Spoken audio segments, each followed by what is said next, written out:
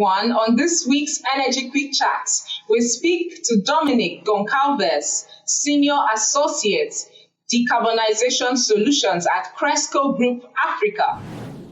Thank you for speaking with us on Energy Quickchat, sir. Thank you, Omono, and it's a pleasure to be speaking with you all today. Great. So let me start by asking you, what does decarbonization mean in simple terms for oil and gas operations? Sure. So I think that decarbonization, or the response to climate change from the business point of view, is one of the greatest challenges of humankind. Obviously, I think that's something that we're all quite aware of. But from the oil and gas point of view, it also poses a tremendous opportunity for investment in our natural resources, and to develop issues such, for example, as green hydrogen and different forms of energy within Africa. And also to develop renewable energy sources that in some cases can be cheaper than oil and gas resources, while still continuing to develop oil and gas resources, because it's been stated that oil and gas has a long tail and renewables are still intermittent. So the technology for renewable energy is not there yet developed for us to use 100% renewable energy. And as such, we need to be using a combination of fossil fuel resources and renewables resources as we continue with the energy transition. So for oil and gas companies, and specifically African-based oil and gas companies, this presents a great opportunity to invest in the sector, and one will continue to be a fast-growing sector. So as Africa maintains its right to explore for more oil and gas, how can project developers decarbonize their activities? Well, so certainly in terms of their own fuel consumption and in terms of their own energy consumption, they can look to decarbonize their activities by incorporating lower cost renewable energy, such as solar and wind, which in many cases can be cheaper, for example, specifically in remote locations, than diesel or HFO. That being said, one still needs diesel or HFO or fossil fuel sources at the very least as a backup fuel. But what we've been seeing in the African market in terms of the business case for renewables is that the pricing has gotten a lot cheaper, and where it makes sense to use solar and wind, one can achieve energy savings for your business. Secondly, I think that cutting emissions is not necessarily expensive. In some cases, it is, and in some businesses or some types of operations, it is indeed expensive. But I believe that oil and gas companies can look at their operations and look to identify low-hanging fruits whereby they can affordably look to decarbonize their operations. We've been dealing with certain clients in the mining sector and the oil and gas sector where they've been pleasantly surprised to look at certain cases where some solutions can result in a positive NPV of savings. So a positive net present value of savings for actually reducing emissions over the life cycle of incorporating new technologies or new solutions. So I believe that African businesses, and particularly African oil and gas players, should look at the aspect of decarbonization with an open mind, because this is a very fast-changing space and a very fast-evolving space. So certainly what was the case 5 years ago, where renewables were more expensive and less efficient, is not the case today. In many cases globally, renewables has become the cheapest form of power generation. And while we still need to, of course, continue to use fossil fuels for a long time to come. So I think that there's tremendous opportunity for African oil and gas developers to both continue to develop oil and gas resources while also continuing to increase their decarbonization efforts and incorporate technologies to do things better, more efficient and cleaner, and in some cases that can also result in being cheaper.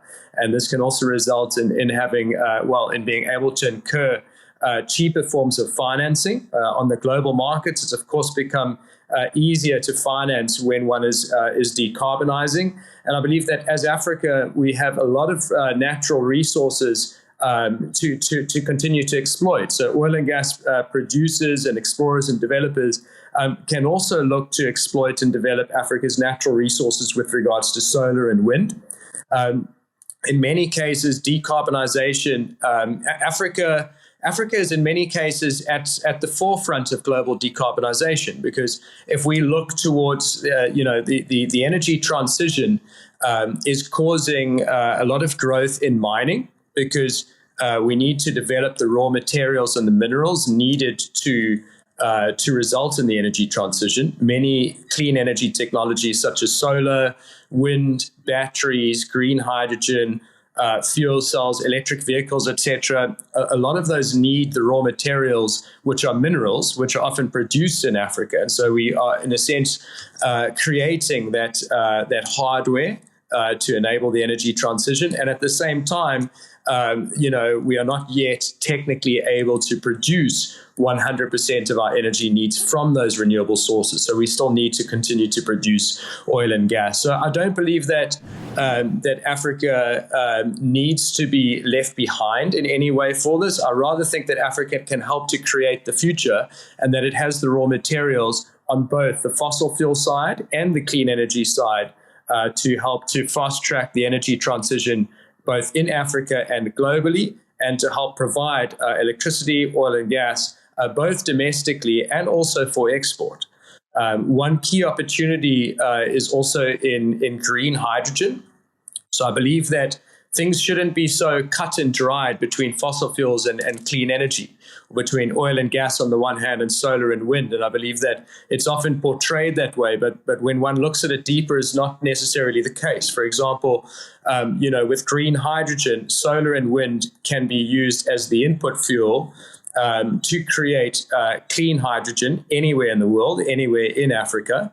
And since Africa has a really good competitive solar resource, and in some areas a good wind resource as well, we have the ability to create green hydrogen cheaper than in many other markets, for example, in Germany or France or the UK or in America, for example. And therefore, what we're going to have in the next 5 to 10 years is that those countries are going to look to import green hydrogen or clean hydrogen from Africa, because it's cheaper for them to buy it from us here in Africa than to produce it, for example, in Germany, where the solar radiation is quite bad, etc. And the point about green hydrogen is that it is both clean and a gas.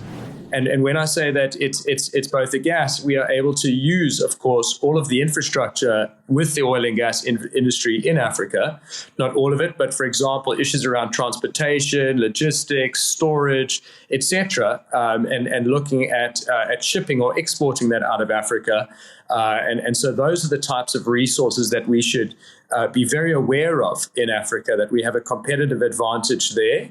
And so while we continue to exploit oil and gas, we should also be looking at these new types of fuels, clean fuels, for example, such as green hydrogen, and we should be looking to monetize those, to develop those, and then to export those in line with global trends. And I believe that Africa can be very successful in that regard if we play our cards the right way. If we remain open-minded and understand how this market is continuing to develop. And I believe that if we look at it with a good opportunistic frame of mind, that we can really look towards continuing to be at the forefront of the energy transition. Right. Okay, so what are the challenges of decarbonization for African hydrocarbon project developers, and how can these be solved? So I think that, there's different forms of emissions. There's scope 1, scope 2, and scope 3 emissions.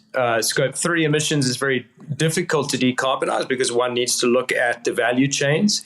One needs to go from where one is sourcing all the way through to recycling and disposal. But then that in itself presents often opportunities, circular economy opportunities, new business models are being created with regards to that. Certainly the easiest form of reducing emissions for the fossil fuel or oil and gas sector is to incorporate higher penetrations of renewable energy. And also to look at getting rid of fugitive emissions and methane leaks and the like. So quite often, issues that are relatively lower tech than one would think, such as, improved maintenance regimes and aspects like that, can be deployed to both reduce emissions and improve operations or efficiency. And in other areas, there might be a way in which one can capture fugitive emissions and waste gas and look to reuse that, either in an own cycle, such as for cogeneration or waste gas reuse, or looking at different, business models for being able to monetize that captured gas. And there's various carbon markets that are being established as well. So it really depends, but I think it's really a combination of looking at energy efficiency and looking at reducing fugitive or waste emissions and looking at capturing or reusing or repurposing those fugitive emissions. And then, of course, different techniques along that. There's not one size fits all, but one needs to look at each specific case and identify where are the lowest hanging fruits. And I think quite often the case is, attack those lowest hanging fruits first. And then look at the harder ones later down the line. But I believe that significant opportunities do exist. And this is not simply a compliance issue, but rather it's one where one can look to obtain different values in that process and look to monetize that. So I believe that having that frame of mind when approaching these solutions is critical and can yield surprising new business opportunities. Okay, so do you see partnerships and collaborations as solutions to decarbonization? Yes, definitely. And I believe that this is following global trends. And certainly what we've seen globally and in Africa is that there has been a lot of very interesting partnerships forming between the power generation sector, specifically around renewable energy, and the mining sector. Because as mentioned, we're having decarbonization happening top, bottom, and bottom up. So what we're seeing with the mining sector is that they are creating or producing the raw materials needed to go into solar panels and wind turbines and batteries, etc. And at the same time, they've discovered that the cheapest way, at the very least when the sun is shining and when the wind is blowing, to use that cheap form of electricity generation, reduce costs, and therefore enhance or improve in profitability. So we're seeing both a top down and a bottom-up approach on the mining sector with regards to that, and all sorts of synergies that are popping up as a result of that. And I believe that in fossil fuels and oil and gas production, there's going to be the same sorts of aspects. There's all sorts of opportunities for collaboration between the oil and gas sector and the energy sector, between the oil and gas sector and the mining sector, and also, interestingly, between the oil and gas sector and agriculture. And looking at dealing with a lot of ESG issues, which are, of course, are critical for global funding and things like that. But a lot of issues, especially in the African context for ESG, can be for-profit initiatives that can solve a bunch of issues. So, for example, dealing with issues that can both, an oil and gas company can look at developing some agricultural projects or developments close to its operation that can help to solve several issues at the same time in an affordable way. It can help to mitigate carbon. It can help to create jobs, sustainable jobs, because sustainable agriculture is creating sustainable jobs. It can help deal with environmental restoration. It can therefore improve ESG ratings. And on the flip side of that equation, can help to bring in better ESG financing, because ESG financing is certainly getting easier if one has better ratings, and so one can get better financing for these types of things, and also become eligible for new types of financing approaches or sources such as climate financing and green bonds and the like. So I think the more that the oil and gas industry looks at the collaboration synergies, it doesn't necessarily have to go far from its core business, but it can partner with other types of companies, whether mining, whether renewable energy, or whether agriculture, and together can look at improving its bottom line, increasing profitability, improving ratings, and also in some cases getting external finance to come and develop and support these types of initiatives. So we're seeing a lot of those approaches with energy and mining, or rather with renewable energy power generation and mining. And I believe that the oil and gas sector has some latent opportunities that it could look to develop in certain cases in the African context in that regard. Okay. So how often should decarbonization technologies be upgraded? And how can oil and gas operators keep up with these changes?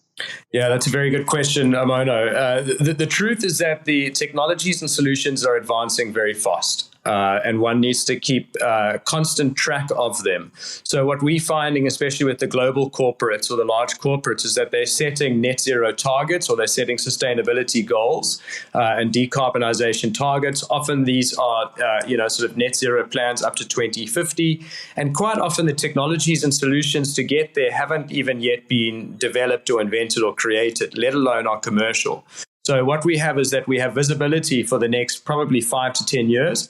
And after then, we don't have a lot of confidence in which technologies or which solutions will be commercialized and will be able to be affordably, commercially deployed to achieve this. What we do know is what we can see right in front of us. And of course, that is issues like renewable energy, like solar and wind, like batteries. Further on, we have electric vehicles and green hydrogen. And we have issues around, around other issues of decarbonization, where one is using land and nature-based solutions and carbon sinks and carbon offsets. And often these things can be done more affordably than other solutions. But the point is that regards to energy efficiency and different types of extracting technologies, different types of reuse and cogeneration, these technologies are adapting very recently. We recently looked at a project where a large operation had an issue around fugitive waste gas, and it was a major pollution issue. And this particular client, we ran a procurement process for this client looking at a bunch of innovative new technologies and solutions. And what this client found was that they could look to reduce some of their fugitive emissions and upgrade some of this syngas into hydrogen. And into this hydrogen, this could kill two birds with one stone. This could both, reduce emissions, and at the same time, they could use that hydrogen to produce some electricity. So those types of solutions weren't available, say, 5 years ago. Now they're available. So I believe that companies need to look at this every 1 or 2 years and update their plans and update their strategies, because these solutions change quite rapidly and new solutions are getting on the market quite soon. So here at Cresco, we are supporting a lot of these large entities in Africa, run procurement processes and help them to understand where certain technologies or solutions are within the technology readiness level, whether they're able to be commercially deployed or maybe they're still at pilot or demo phase, and at what phase should a company start to adopt some of these new technologies and solutions in a way that is affordable to them, in a way that can generate a positive NPV of savings for the company, and a way that is responsible to both their shareholders as well as their people and the planet at the same time. So we're looking to combine all of these elements and help companies responsibly upgrade their systems in a way that can make sense for all parties. Quite enlightening. Thank you. So we thank you so much for your time here on Energy Quick Chats. Thank you, Omono, and thank you to the Energy Quick Chats team. Great. Dominic Goncalves, Senior Associate, Decarbonisation Solutions at Cresco Group Africa. I am Omono Okonkwo. See you next time on Energy Quick Chats, where we speak to leaders from the energy sector.